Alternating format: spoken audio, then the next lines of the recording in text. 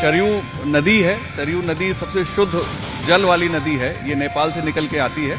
वैसे शुरू होती ही कहते हैं मानसरोवर से, लेकिन नेपाल से भारत में आती है और अयोध्या होके आगे जाती है।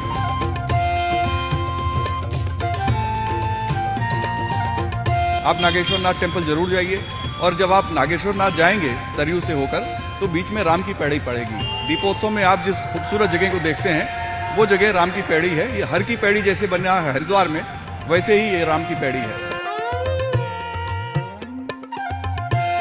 तो आप स्वर्ग द्वार का एक इलाका है। कहते हैं वहां की अगर कोई मानसिक रूप से विक्षिप्त भी है तो वहां पे गलियों में छोड़ दीजिए तो ठीक हो जाता है। हालांकि वो देखने में बहुत खूबसूरत नहीं है, लेकिन बहुत प्राचीन जगह है।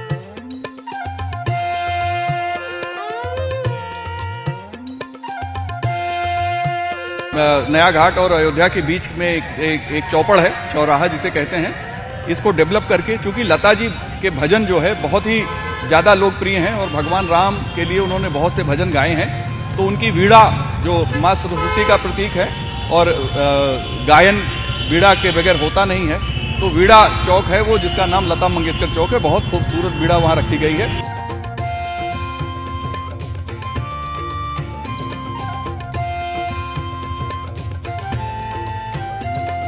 अयोध्या यानी कि राम दी नगरी। कहते ने कि यह जो नगरी है उत्थे मंदिर ही मंदिर है। 360 तो ज्यादा मंदिर जिहड़े ने ओह अयोध्या दे विच ने।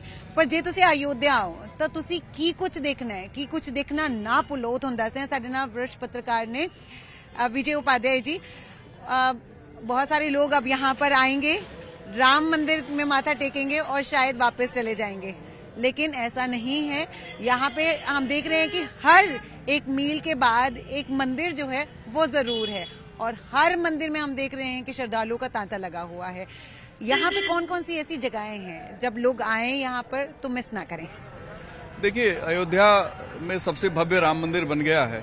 22 को प्राण प्रतिष्ठा हो जाएगी, लेकिन अगर आप अयोध्या आ रहे हैं तो सबसे पहले आपको सरयू घाट जाना चाहिए। सरयू नदी है। सरयू नदी सबसे शुद्ध जल वाली नदी है। ये नेपाल से निकल के आती है। वैसे शुरू होती ही कहते हैं मानसरोवर से, लेकिन नेपाल से भारत में आती है और अयोध्या होके आगे जाती है। बहुत शुद्ध जल है इसका। इसके किनारे अयोध्या में ढेर सारे 16 घाट बने हुए हैं, जिसमें नया घाट से लेकर गुप्तार घाट तक है। तो आपको एक तो अयोध्या के सरयू नदी किनारे जिन घाटों को देखना चाहिए, उसमें एक नया घाट है। इसके अलावा आपको देखना चाहिए गुप्तार घाट। गुप्तार घाट वो जगह है जहां भगवान राम ने जल समाधि ली थी। गुप्तार घाट का बहुत अच्छा डेवलपमेंट इस सरकार ने करा दिया है। तो 2 जगह हो गई आपकी घाट पर। तीसरी जगह नागेश्वर नाथ है। ये एक बहुत प्राचीन 11वीं सदी का भगवान शिव का मंदिर है, जो सरयू के किनारे ही मौजूद है। आप किसी से पूछेंगे वो बताएगा कि नागेश्वर नाथ कहाँ पे है। आप नागेश्वर नाथ टेम्पल जरूर जाइए, और जब आप नागेश्वर नाथ जाएंगे सरयू से होकर, तो बीच में राम की पैड़ी पड़ेगी। दीपोत्सव में आप जिस खूबसूरत जगह को देखते हैं वो जगह राम की पैड़ी है। ये हर की पैड़ी जैसे बना है हरिद्वार में, वैसे ही ये राम की पैड़ी है। वहां से आप निकल के आगे बढ़ेंगे तो आप स्वर्ग द्वार का एक इलाका है। कहते हैं वहां की अगर कोई मानसिक रूप से विक्षिप्त भी है तो वहां पे गलियों में छोड़ दीजिए तो ठीक हो जाता है। हालांकि वो देखने में बहुत खूबसूरत नहीं है, लेकिन बहुत प्राचीन जगह है। उससे आगे चलेंगे आप तो श्रृंगार हाट का इलाका पड़ेगा। यहाँ आपको देवकाली मंदिर है, जो कहते हैं सीता जी की कुल देवी हैं, जिनकी यहाँ पे पूजा होती है। तो देवकाली मंदिर आप देखिए। देवकाली मंदिर के बाद आप हनुमानगढ़ी आएंगे। हनुमानगढ़ी का दर्शन करिए। ये किले के तरीके से बना हुआ मंदिर है। बहुत भव्य, बहुत विशाल मंदिर है। भगवान राम जब उन्होंने जल समाधि ली तो अयोध्या का राजा हनुमान जी को ही बना के गए, ऐसी मान्यता है। इसलिए जो कोई भी आता है राम मंदिर से पहले हनुमानगढ़ी के दर्शन करता है। तो आप हनुमानगढ़ी के दर्शन करेंगे। इसके बाद आप अयोध्या में कुंड बहुत से हैं, छोटे छोटे कुंड हैं, और इन कुंडों को राम का कालीन माना जाता है, उन्हीं के समय के बने हुए हैं। तो सबसे नजदीक आपके हनुमानगढ़ी के बगल दंत धावन कुंड है। दंत धावन कुंड आप देख सकते हैं। फिर यहाँ पे आश्रम और मठ हैं। आश्रम और मठों में आप छोटी छावनी, बड़ी छावनी, मणिराम दास की छावनी, बड़ा स्थान, ऐसे तमाम जगह हैं जहां आपको जरूर जाना चाहिए। और अगर आप स्ट्रीट फूड के शौकीन हैं तो आपको अयोध्या की सड़कों के किनारे, और प्लस जो पुराना फैजाबाद यानी जो अयोध्या शहर हो गया है, ये अयोध्या धाम है, और अयोध्या शहर में आप जाएंगे तो आपको खाने पीने की स्ट्रीट फूड बहुत ही अच्छे मिल जाएंगे। तो आप स्ट्रीट फूड का भी वहां आनंद ले सकते हैं। तो अयोध्या में राम मंदिर के अलावा सरयू में बोटिंग आप कर सकते हैं, यहाँ क्रूज भी चलेंगे अभी थोड़े दिन में, और बहुत ही खूबसूरत डेवलपमेंट उसका किया गया है। अच्छा, मैंने ये देखा विजय उपाध्याय जी कि बहुत सारे लोग जो हैं लता मंगेशकर चौक पे जाकर फोटोग्राफ्स करवाते हुए नजर आए। ये कब तैयार हुआ? और मतलब ये ऐसी कोई जगह नहीं थी जो ऐतिहासिक कह सकते हैं, लेकिन क्यों इसको लता मंगेशकर चौक का नाम दिया गया? देखिए, लता मंगेशकर चौक अभी 1 साल पहले बनके तैयार हुआ है। ये नया घाट और सरयू के नया घाट और अयोध्या के बीच में एक चौपड़ है, चौराहा जिसे कहते हैं।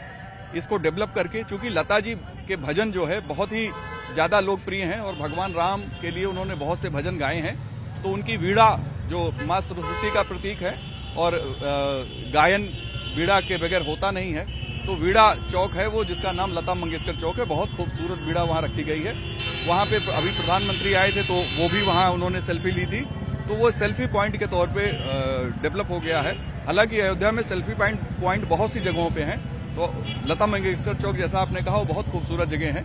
वहां पे आप चलेंगे तो एक तरफ धर्मपथ मिलेगा, धर्मपथ पे सूर्य स्तंभ लगाए गए हैं जो भगवान राम के सूर्यवंशी जो उनकी जो फैमिली ट्री है उससे जोड़ता है। और अभी जो नई चीजें बनी हैं उसमें धर्मपथ के बाद रामपथ, जहां हम लोग खड़े हैं, ये 4 लेन की रोड हो गई, पहले सिंगल लेन हुआ करती थी।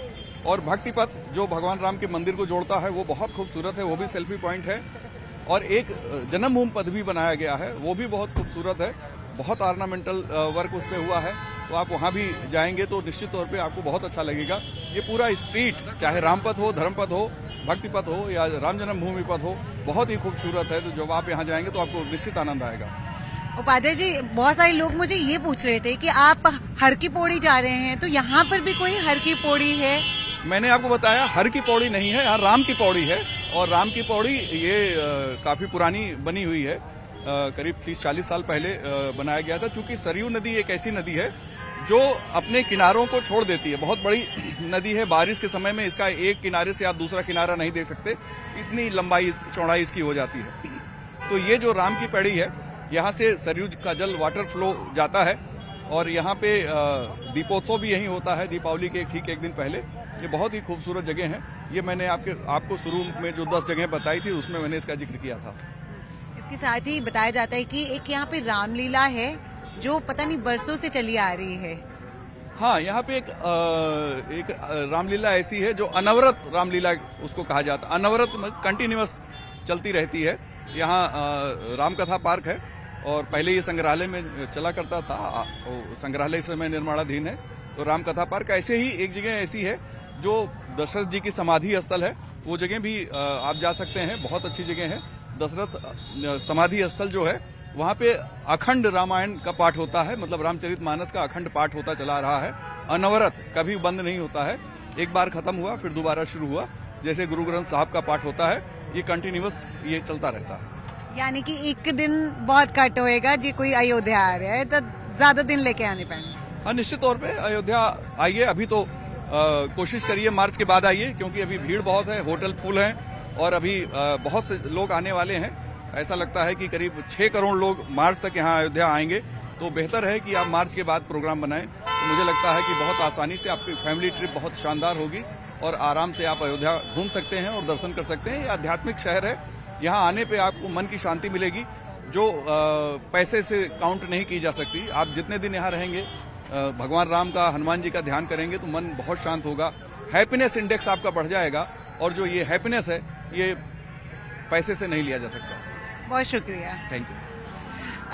तो कह सकते हैं कि एक दिन जिहड़ा है ओहो घट रहेगा जे तुसी अयोध्या आ रहे हो, ते ना सिर्फ तुसी राम मंदिर जाके दर्शन करने ने, बल्कि इत्थे बहुत सारी एवें दियां थावां ने जिथे तुसी जा सकते हो और जाना चाहिदा भी है। कैमरामैन जयवीर रावत दे नाल नितिका महेश्वरी, डेली पोस्ट, अयोध्या।